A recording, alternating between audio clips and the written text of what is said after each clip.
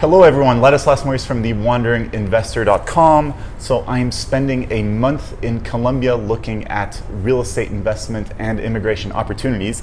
And today I'm sitting down with Alan, an American lawyer based here in Medellin with a law firm. How are you? I'm good.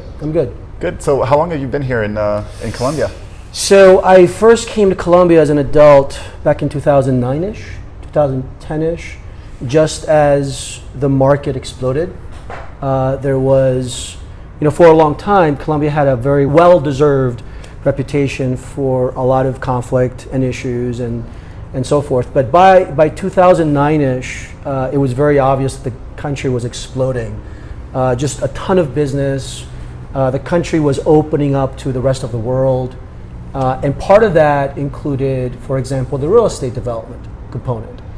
And it's grown and grown and grown. I think normally, I would say annual growth is around 7% to 8% in terms of value. And it's still going strong, particularly during the pandemic.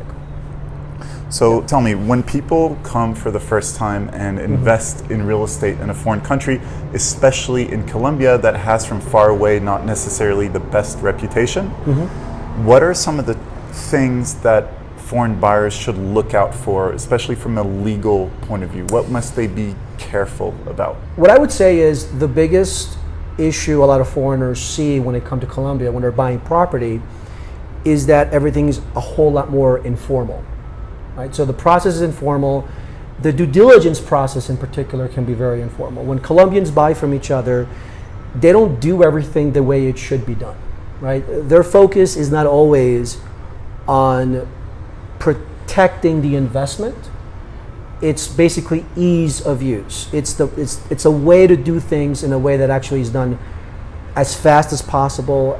The least complicated possible way is what usually wins out. It's not usually the most risk-free option, right? So what I tell clients is they should probably watch out a little bit for that.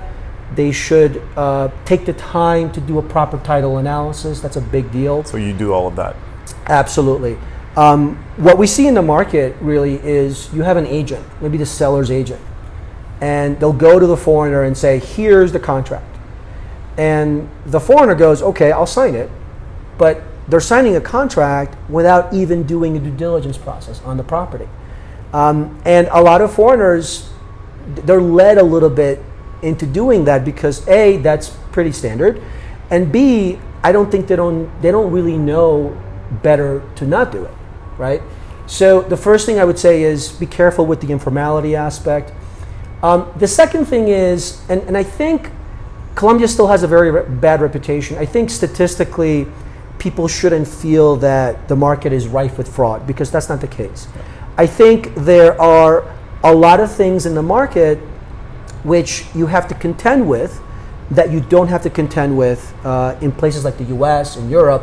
For example, number one, there is no escrow process in Colombia.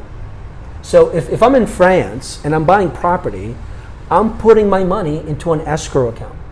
And it's out of that account that any prior debt, existing debt, any liabilities are paid off along the way. In Colombia, it doesn't work that way. In Colombia, you're literally, as a purchaser, you're prepaying any debts, any back taxes, anything, weeks, maybe months before you actually get title to your property. That's unexpected for a lot of people, but it's just the way the market works. Interesting. Yeah. And I agree. I've done real estate deals in Africa, in the Middle East, all over Eastern Europe, the Balkans, places that people are typically scared of doing business in. And the reality is that as long as you follow the proper process, you use a good lawyer. In other countries, it's more the notary public that you have to choose a good one. There are no problems. Personally, I've never had any issues because I make sure I do not cut corners.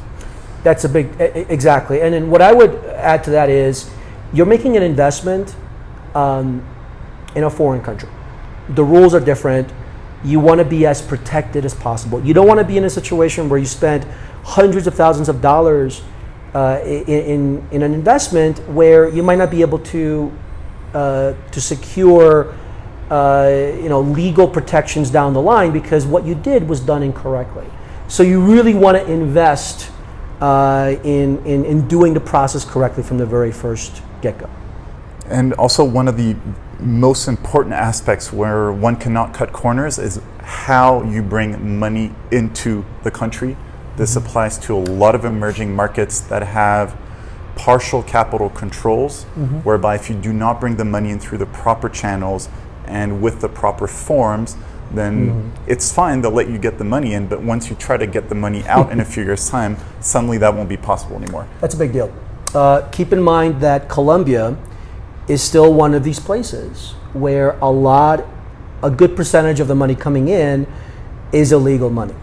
Okay, so the process to transfer funds in and out of the country is almost as important as getting clean title to your property, because it governs any number of things. It's going to impact your tax situation.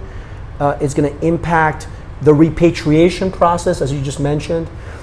So you want to make sure it's done correctly from the start. It's not rocket science, but it needs to be done just right because it has such a huge impact, for sure. And we've had, we continue to see people. They're coming to us. They're selling a property, or we're assisting them with the sale, for example. And part of the process is the repatriation process, right? But when they purchased the property, they didn't transfer the funds into the country correctly. And it's complicated. It's, sometimes it's almost impossible to transfer the funds outside unless certain things are done, which aren't easy.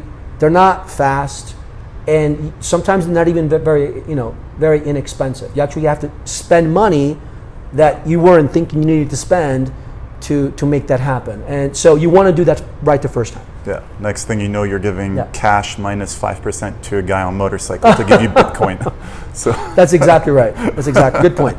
Good point. Great. So fantastic. So if you are about to purchase real estate in Colombia, do get in touch with Alan. His email is below. There's also a link with more information on his services, including prices and processes. So Alan, thank you very much for your time today. Really appreciate it. Cheers. Absolutely.